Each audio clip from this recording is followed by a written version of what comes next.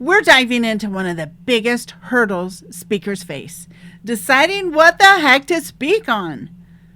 Before we start, please remember, click the subscribe button, follow button, like button, ring the bell to be notified of my next episode, and share this with your friends and clients that need to hear it. And if you love this podcast, please give us a 5-star review.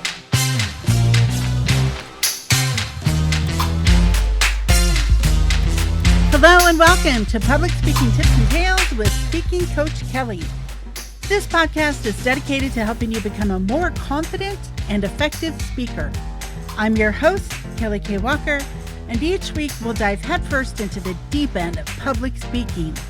I'll share real stories from the stage, interview other speakers, and evaluate speeches to show you what works on stage and what doesn't. So let's get started. One of the biggest hurdles to showing up as a speaker is narrowing down your speaking topic. There are so many experiences you can choose from in your life, so many trials you have overcome, so many topics you're passionate about. How do you know which one of those to turn into a speech? Well, in my experience, it is a process of evolution. You must choose a topic and run with it, or you will never get started. The thing to remember is that your topic is not permanent. It can morph and develop into something new over time. It can be totally abandoned for something better down the road. But until you start speaking, you won't have anything to work with. Throw some clay on that wheel with whatever topic excites you the most today and get going. My first topic was how to overcome depression, because that's what I had just been going through in my life. I had gone cold turkey off my depression meds, which I am not recommending you do that. Completely changed my attitude, my perspective, and my mindset, and practically became a new person. I was so excited to tell people about it. Luckily, I had been aware enough through the process to realize what was happening to me, and I remembered the tools and strategies that I used to fight that 12-year depression, and I could teach it to someone else. Thus, my first speech was born. Now, I didn't speak on that topic for very long. It was just a few months, but it got me out there speaking. It gave me precious experience on stage. Without that experience, I wouldn't feel comfortable trying out a new speech topic when the urge to change topics hit me. Soon, I found myself speaking on manifesting, and I ended up writing a book on it. My signature presentation became The Drive-Through Method of Manifesting. I made a podcast about it. If you want to go look it up, it's called The Queen of Manifesting. 108 episodes teaching you literally how to manifest anything you want. I was speaking all over the world about manifesting. And I still do, although now I also speak on how to use speaking to grow your business, and then also how to break through your fear of success. So now I have 3 main signature presentations that I give, and none of them are about depression. The key here is that you aren't stuck with your topic for the rest of your life. Pick something you are passionate about and start showing up as a speaker now. Let your message evolve into whatever it needs to be over time, and don't worry about whether it's perfect now or not. And by the way, it's not. And that's okay. Eventually, you will find the synergistic combination of what you know, what you love, and what people want to hear. Then you will be able to create a powerful, profitable signature presentation that you'll share with the world for years while supporting yourself financially doing what you love. Whether you're just starting out or looking to refine your message, this process we're going to go through next will give you a great speaking topic to get started with or to develop for your next topic. We're also going to tackle the obstacles that might pop up for you along the way and how to overcome them. And I will share some of my best tips at the end to make this journey a little easier and a little faster. All right, you ready? Let's go. Step 1. Figure out your core areas of expertise. This first step is all about identifying the skills, knowledge, and experiences that set you apart from all the other speakers that share your general topic. Maybe you've got a formal education or some certifications or unique professional experiences that others don't. Or maybe your life has been perfectly engineered to lead you through very specific trials and hardships to become an expert at the thing that you have now mastered. I want you to think about hard skills and soft skills. So hard skills are things like financial planning or health coaching or speaker training.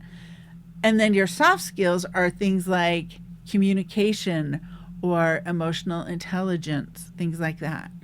I want you to be really generous with yourself when listing your skills, okay? I want you to come up with at least 20. Once you have a list of 20, you'll be able to move on to step 2. Now, here's the most common hurdle you're going to face while making this list. Imposter syndrome is going to rear its ugly head. You'll probably get that nagging feeling that you're not really an expert and someone else knows more than you. In fact, most people know more than you. So these thoughts about, not being good enough, not knowing enough, never being able to get to the point where you will feel good enough, this stems from perfectionism or comparison. And it can keep you from following your dreams and from taking those inspired action steps. And unfortunately, imposter syndrome will keep you trapped on that hamster wheel for years if you don't get over it. So to overcome imposter syndrome, here's what I would suggest. Focus on your actual experiences and successes instead of your imaginary scenarios where everything goes wrong. Remember that fear is putting faith in future pain. So stop imagining everything that could go wrong and instead focus on your wins. Write down specific examples of times you've helped someone or achieved great results for yourself. In fact, I suggest you create a brag book or a success journal. And what this could look like is just a document or a binder where you list all of your achievements, big and small. Update it regularly and review it whenever that imposter syndrome shows up and the self-doubt creeps in. Success energy is so powerful, and you can tap into that energy every day by keeping a success journal. When you do this, you're going to gain confidence in yourself and your abilities, and you're going to realize, wow, I actually have some good value to share with the world. This is going to boost your credibility on stage, and it's going to help you speak with authority while also banishing all of those annoying imposter syndrome thoughts in the back of your head. All right, step 2. Figure out which topics you are most passionate about. When you speak about something that you truly care about, your enthusiasm will be contagious and your audience will be highly engaged with your speech. When you speak about something you truly care about, your enthusiasm is contagious and your audience will be highly engaged with you during your speech. Start this step by listing topics that excite you. And here's a hint. If you have a hard time coming up with a list, start with this. What kind of things do you spend your free time reading about, studying, or talking to others about? Chances are those are things you are passionate about. Here's an example for me. I am passionate about hair. I love watching hair videos. I love watching people cut hair, fix hair, braid hair. I love shopping for new hair extensions. I love talking about hair extensions with other people that have them. And I like to talk about maybe, changing hair color, maybe going gray one day. Now, does that mean I should be up on stage speaking about hair? No. But I do mention hair in several of my speeches because it's a big part of my life and I'm excited about it. And a lot of people can relate to hair stories. I'm also passionate about drumming. I love drums. I have 2 of my own drums. I love to drum, and I drum myself when I am stressed out, and sometimes I even bring my drums to use at my events to help move the energy. Now, my signature presentation is not about drums, but often drums are involved, even if it's just in the prep before the event to manage my stress. Those are just 2 examples from my life of things I am passionate about. So go ahead and make your list of at least 20 things that you are interested in. And please note, this does not mean you have to be an expert in those things. We're only looking at interest in step 2, okay? So remember, step 1, write down all the things that you are knowledgeable in, expert at. And then step 2 is make a list of things you are interested in or passionate about. All right, step 3. This is where the magic happens. Compare and line up your answers. Look at your list of expertises and look at your list of passions. I want you to go down both lists and put a star next to your highest areas of expertise, like probably 5. Pick 5 of your highest. And then look at your list of passions and put a star next to your 5 highest passions. And then I want you to look at the 2 lists and see where do they synergistically align with each other. These alignments are going to create the foundation for an amazing speech. Let's say you are the most passionate about helping others feel empowered. And then on your expertise list, you're also highly expert in helping people feel empowered. This would be an amazing speaking topic for you to start with. Once you align your passion with your expertise, you become a powerful speaker that truly changes lives from the stage. All right, are you ready for step 4? Step 4 is find the stories from your life that support the things you're teaching in your speech. Stories make your message relatable and memorable. They help illustrate your points in a way that engages your audience and resonates with them on a level that information alone can never take them to. The problems I see my speaking clients run into during this step can feel really hard and insurmountable, but let me remind you that this is a process and your choices are never permanent when it comes to choosing a speech topic. You can upgrade your stories for as long as you are speaking.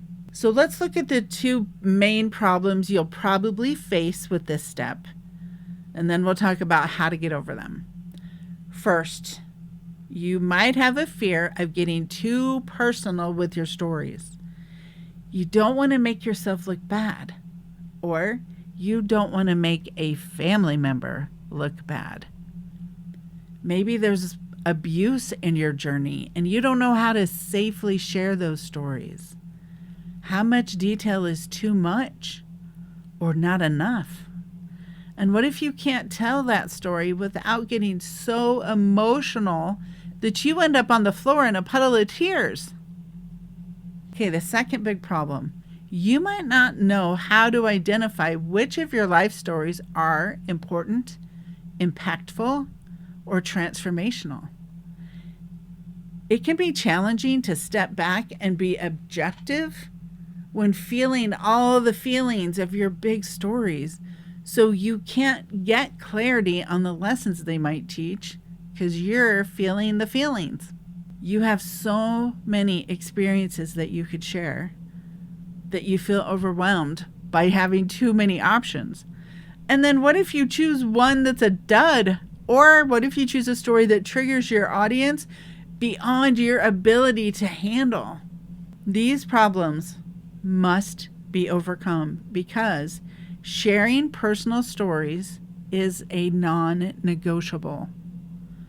If you want to reach people, you have to tell stories from your life. Sharing personal stories helps you connect with your audience on a deeper level. It makes you more relatable and human, which builds trust and engagement. So now I'm going to share with you my best tips for dealing with these two problems. Fear of telling too raw of a story that exposes too much, or fear of not being able to choose the best story to teach your lesson most effectively. First, learn to identify safe but powerful stories. Telling a story you have not recovered from is a danger zone you want to avoid at all costs. If it would hurt someone else involved in the story, find a way to tell it that doesn't identify that person. If you can't do that, then it's not time to share that story. Also, if you are still suffering from the events in the story, it's like speaking from an open wound instead of a scar. When we speak from our scars, we have a manageable emotional response and aren't in danger of having a breakdown on stage. Try recording yourself telling the story that you have chosen. And when you watch it back, listen for too much emotion, bitterness, anger, or exposing other people's secrets in a reckless way. If your story has any of those, it's not time to share that story, so choose another one. Keep testing with this process until you find a story that is both safe and powerfully authentic. Remember, always be yourself, but you don't have to reveal your whole self to the point of not being safe. You've got to find the balance between the two. Next, start a story file. And if you don't know what that is or want to learn more about it, I recommend you read the book Storyworthy by Matthew Dix. And I will put a link to that in my show notes. I love this book and I recommend it to everyone who wants to be a speaker or a better speaker. So to start a story file, I would open a Google Doc that you could open on your phone and your laptop so that you can access it at any time. And when something happens that could possibly be a cool story, write it down in the Google Doc. And then also when you've got some free time, sit down and start listing your life stories. You don't have to write them out in detail. Just give them a name and a synopsis to jog your memory when you read it. Update your story file anytime you remember a story from the past. It is amazing how your memories will open up and start flowing once you start this practice. I have remembered things that I hadn't thought of in decades. When you're preparing a speech, think about what you want your audience to learn and then look at your story file for stories that could teach that principle. For instance, if I wanted to teach my audience to follow their dreams, I would want them to feel hopeful, empowered, and to take an inspired action step. So I would look for a story from my life where I felt inspired to do something out of my comfort zone, pushed through the fear and did it anyway, and how that one decision, that one action step was like knocking over the first domino. And once it fell, my progress turned into an avalanche, a runaway train of awesomeness. So I would go through my story file and look for stories that have those elements in them. That is the magic of a story file.